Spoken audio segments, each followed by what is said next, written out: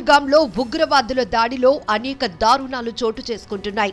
హిందువులు, ముఖ్యంగా పురుషులపై ఉగ్రవాదులు దాడి చేసి వారి ప్రాణాలు తీశారు. హనీమూన్కు వచ్చిన జంటను వదిలిపెట్టలేదు. కుమార్తె ముందే తండ్రి ప్రాణాలు తీసేశారు. వదిలేయండి అంటూ ఆర్తనాదాలు చేసినా విడిచిపెట్టలేదు. మతం పేరు అడిగి మరీ చంపేశారు. ఇలాంటి ఎన్నో హృదయ విషాదకర ఘటనలు చోటు చేసుకున్నాయి. ఈ మారణ హోమంలో రక్తపు మడుగులు, ఆ మడుగుల్లో అక్కడక్కడ మృతదేహాలు, ఆ మృతదేహాల పక్కన రక్తంతో తడిచి విషన్న వదనంతో కూర్చున్నవారు కొందరు. అయిన వారిని తమ కళ్ళ ముందే ఎవరో తుపాకీతో కాల్చేస్తే చూసి గుండెల విసేలా ఏడుస్తున్నవారు మరికొందరు. భయ్యా, నా భర్తను కాపాడండి, దయచేసి సాయం చేయండి, మమ్మల్ని రక్షించండి అని చేతులు జోడించి వేడుకుంటున్నవారు ఇంకొందరు. హనీమూన్కు వచ్చి భర్తను కోల్పోయి రోదిస్తున్న నవవధువు ఓవైపుంటే, తండ్రి చావును చూసి రోదిస్తున్న కుమార్తె మరోవైపు.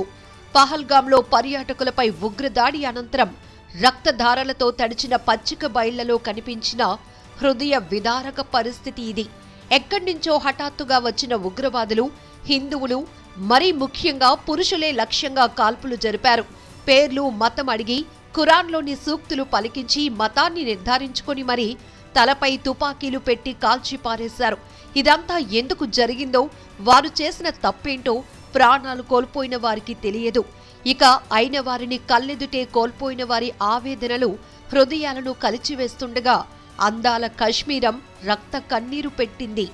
ఖురాన్లో ఏవో మాటలను సరిగ్గా పలకలేకపోయేసరికి మా నాన్న తలపై తుపాకీతో కాల్చేశారు, ఆ తర్వాత చెవి భాగంలో వీపుపైన కాల్చేశారంటూ ఉగ్రదాడిలో తండ్రి చావును కల్లారా చూసిన పూణేకు చెందిన అస్వారి అనే యువతి కన్నీటి పర్యంతమవుతూ చెప్పిన మాటలివే. పూణేకు చెందిన సంతోష్, జగదలే దంపతులు, వారి కుమార్తె అస్వారి మరో ఇద్దరూ కలిసి కశ్మీర్ పర్యటనకు వచ్చారు. కాల్పుల శబ్దం వినగానే వీరంతా సమీపంలోని ఓ గుడారంలోనికి వెళ్లి నేలపై పడుకున్నారు.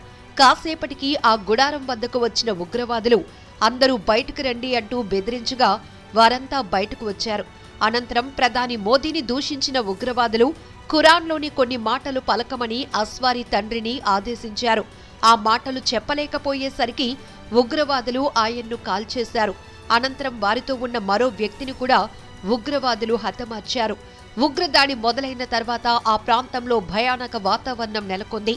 ఘటనా స్థలిలో ఉన్న స్థానికులు, పెద్ద సంఖ్యలో పర్యాటకులు ప్రాణ భయంతో ఉరుకులు పరుగులు పెట్టారు. ఈ క్రమంలో జరిగిన తోపులాటలో పలువురు గాయాల పాలయ్యారు.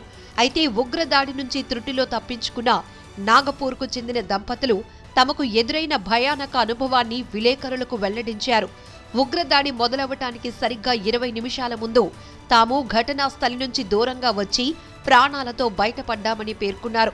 ఇక పరిగెత్తే క్రమంలో కాలు విరిగి ఆసుపత్రి పాలైన అతని భార్య విలేకరులతో మాట్లాడుతూ, కాల్పులు జరుగుతున్నాయి, పారిపోండి అంటూ జనం కేకలు పెడుతూ పరిగెత్తారని, చిన్న పెద్ద తేడా లేకుండా ప్రాణ భయంతో అందరూ పరుగులు తీశారన్నారు.